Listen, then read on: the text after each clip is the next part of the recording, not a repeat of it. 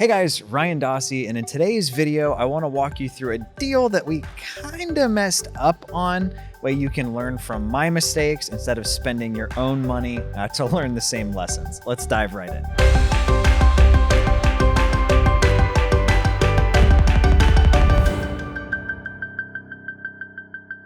Before I get too deep into this video, I did just want to address, where have I been? And I'm going to be honest with you guys. I had a kid and I was doing a lot and I needed a little bit of a break, but I am back now. So hopefully you like seeing my face because I'm not going anywhere. If you're happy to see me, hit the like button. Be sure to subscribe.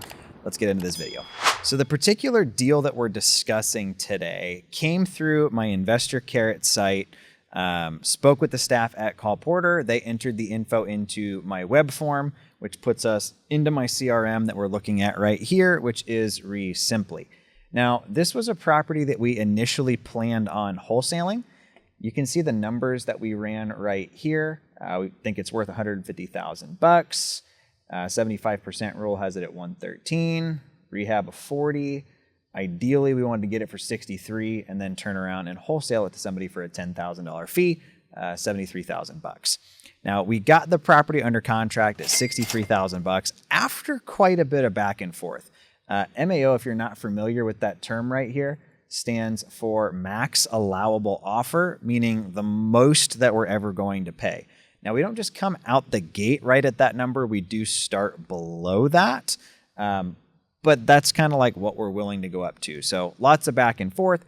Normally what happens, we come up a grand or two, seller comes down 10 or 20, we come up a grand or two, they come down 5 or 10. Ideally, we end up meeting at our MAO or below it. So on this one, we got it at $63,000. We shot it out to our buyers list to wholesale it, and we ran into a problem. Literally every buyer that walked the property was like, good looking deal, needs quite a bit of work. We'd like to be at $63,000. Well, I can't sell it to you for $63,000 if I'm buying it for $63,000, right? So we had to decide what to do at this point. Traditionally, this is where we would retrade, go to the seller, try to beat them down on price. But lots of extenuating circumstances on this one. We decided to just take it down ourselves at $63,000. Now, I'm going to introduce maybe a different exit strategy that you're not familiar with, which is not wholetailing, which is buying a house and listing it as is, not wholesaling, which is just like assigning the contract, and not flipping, but kind of like in the middle. We call flipping making something like retail ready. What we were doing in this instance was getting the property most of the way to a cosmetic rehab. So the property needed quite a bit of work, including foundation, a roof, and some electrical rewiring. We know that a lot of newer flippers or smaller flippers in our market get turned off by some of these larger items. So we decided to take it down, get those done, put it back on the market at that point to get paid for it. So I'm going to show you our listing. We went live on this one on the good old Zillow. Listed it for $99,000. We did accept an offer of $103,000 cash as is. I'm not going to go through all the pictures here because we've got super solid video that my video guy Mike is going to just throw up so you can kind of see what this place looked like as we're talking through it. Let me hop into the numbers on this deal with you, and then I'm going to walk you through where we messed up so hopefully you don't do the same thing in your business. So we bought the property for $63,000. We ended up spending right at $19,123 on construction. That's materials, labor, all that good stuff. We took a private loan on this. If you're not familiar, I borrow money and I even have lent money from folks just like yourself, where we are funding the purchase and typically the rehab of the property as well. We do a max loan to value of 75%. And we typically do 8 to 9% interest. Sometimes we'll do a 1% origination fee. Sometimes not. It honestly just kind of depends on the deal, the dollar value, and realistically, if I'm being blunt, how badly we need to get the thing funded. So on this deal, we did 9% interest with 1 origination point because kind of the small dollar amount, right? Didn't want to borrow somebody's money and be like, hey, here's $42 in interest. Thanks. So you can see on this one, our holding costs ended up being $3,575. You guys, if you told me back in March when we bought this for $63,000 that I wasn't going to sell it till August, I don't know that I would have bought it, but we're here and we've got lessons to share with you. So holding costs ended up being higher than we thought they would be. Realtor commissions, we did sell this on the MLS. So right at $5,155. Utilities, insurance, these are just kind of placeholders, but roughly $500 there. Subtotal of costs, $9,230. So when it's all said and done, our rough net is going to be like $11,800. We do pay our acquisitions guys pretty decently, so they're going to get about $1,000 of this as well. When it's all said and done, made $10,806. So what were the mistakes?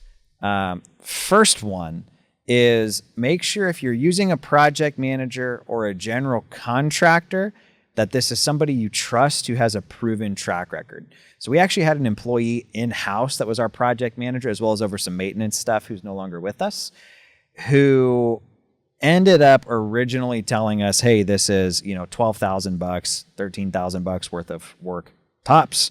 We ended up being quite a bit higher than that. So you want to make sure if you're taking somebody else's word for how much something's going to cost, whether that's a GC, maintenance guy, handyman, etc., do they have a track record? Do they have a good batting average? So the same thing I'm doing right here is what we do on all of our deals. So we're going through and looking at what we paid, what we thought we'd make, what we thought rehab would be versus what it actually is to see if there's anything in our processes that need to get buttoned up. So on this property, I think realistically we expected we'd spend like 15 grand in work. We spent 19. Well, that right there is $4,000.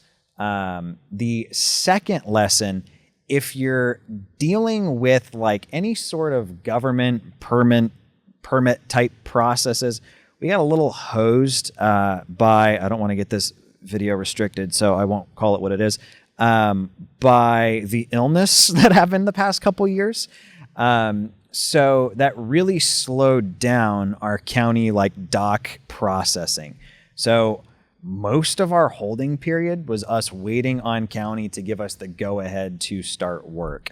When you're doing structural things like repairing a foundation or electrical or throwing a roof on it, well, that's all stuff that's permitted, so it's going to take a little bit longer than if you're just doing like carpet and paint. So we hadn't initially planned on that taking quite as long as it did.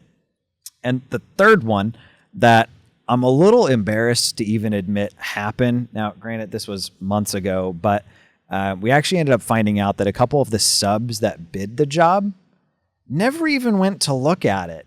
They literally just looked at the pictures that we sent out to our buyers on the wholesale deal. As an electrician, I don't know how you can bid what electrical is going to cost without seeing it, right? As a foundation guy, how can you bid foundation without seeing quite exactly how it's bowing, right? So the subs that our project manager, who's no longer with us, lined up, hadn't even really been out to see the job, meaning change order, change order, change order, as they got into it and realized, ooh, this is a little bit more work than we initially thought that it would be. Now, realistically, looking at this, $10,806 on a property I've never seen, I really can't complain about all that much. I think as investors in the industry we're in, we can get a little spoiled maybe with like, oh yeah, I made, $50,000 in 2 minutes wholesaling a house, right? We have all seen those YouTube videos or like the coaches putting that stuff out.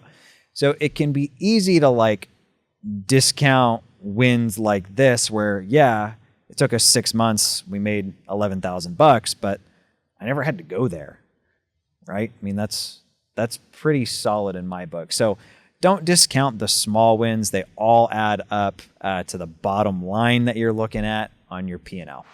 Thank you guys for taking the time to watch this video. Hopefully you enjoy learning where we messed up. I'm really hoping that you take these videos and learn from our mistakes so you don't have to spend your own money learning from them. If this deal had gone according to plan, we probably would have made about twice what we did. So all in all, can't complain, learned a lesson and got paid to do so. Be sure to like and subscribe. I'll talk to you next time.